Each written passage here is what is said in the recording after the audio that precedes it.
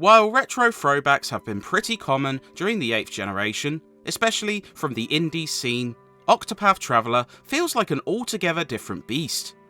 Square Enix and Acquire would collaborate to devise something distinctly nostalgic, but updated with the sheen of modern hardware, resulting in a new HD 2D style.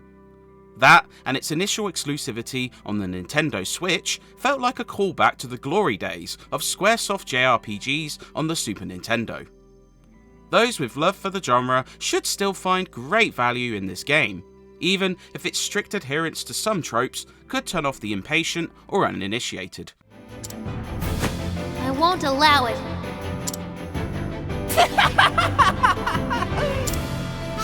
You got that right. Across the land of Ostera, 8 characters each embark on their own journeys for individual motivations. These range from Scholar Cyrus attempting to track down a stolen dark magic tome,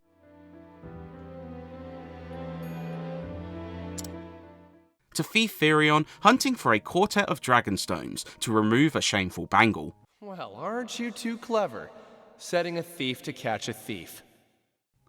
The unique touch is that you can start with any story of your choosing, and then recruit the remaining cast while completing their chapters in non-linear order.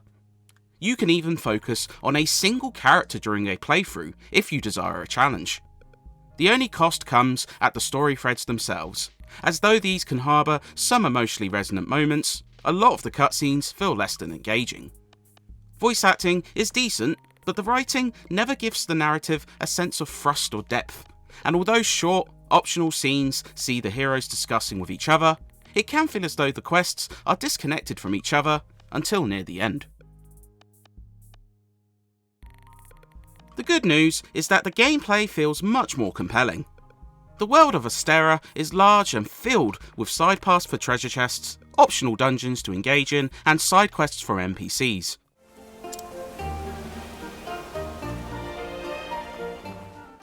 It's highly enjoyable to explore, and also ties nicely into each class. While combat classes are what you'd expect, you can also use unique abilities in general exploration. NPCs can be challenged to combat, analysed to discover information, and even bartered with for unique items. Or you can skip that step and just steal them.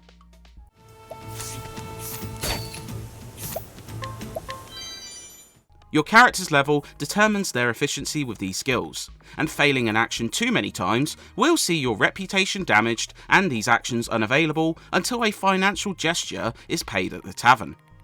It offers great incentive to thoroughly explore towns, with the rewards along the way including unique stories, class cultures, and world building.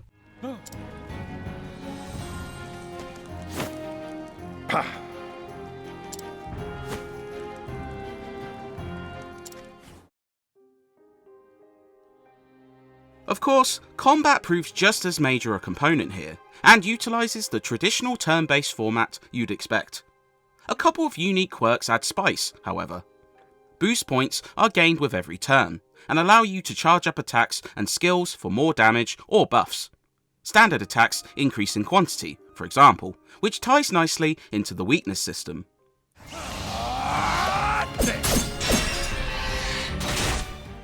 Each foe has a set number of shield points, with certain attack types and elements lowering the shield.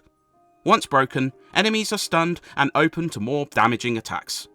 It feels like a satisfying evolution of the system, with experimentation rewarding more powerful moves.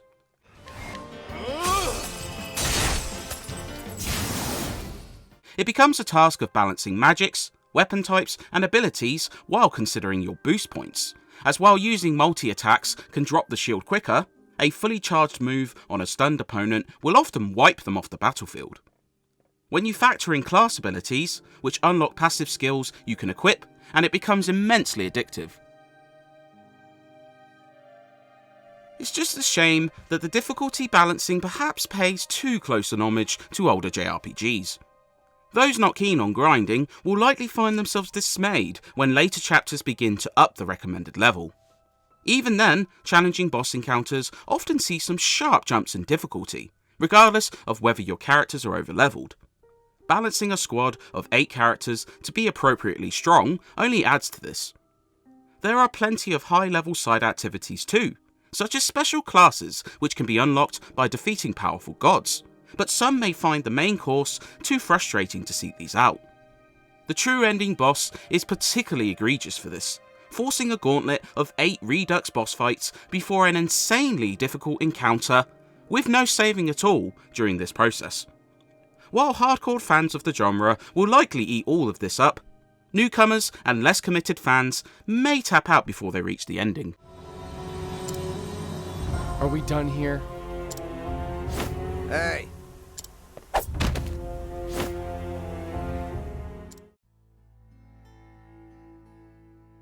Meanwhile, the visuals pay fantastic tribute to JRPG's past.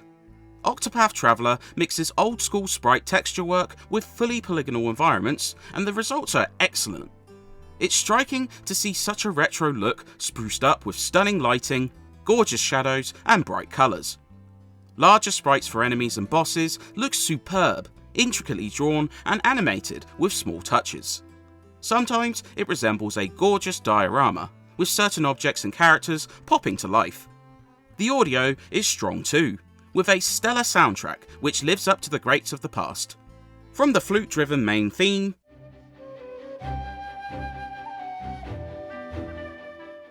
to the soothing blend of acoustic guitar and piano during certain town themes,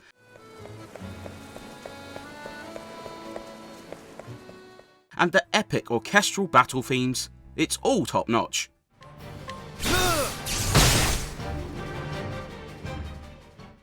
The sound effects are potent, be it strong strikes or devastating magical moves. Octopath Traveler works as both a tribute to a genre's past and a great entry in its own right, benefiting from a stunning presentation, tons of content to explore, and combat that feels strategic yet accessible. Fans of the genre could easily spend 100+ hours on this one, and those who grew up on old school JRPGs should feel right at home. It feels great either on the big screen in docked mode or for handheld sessions. For better and for worse, Square Enix would emulate many of the genre's enduring tropes, including a tough learning curve and difficulty spikes, which could turn away those unfamiliar or less patient. That being said, anyone with interest in JRPGs and plenty of time to spare should still find much to like here.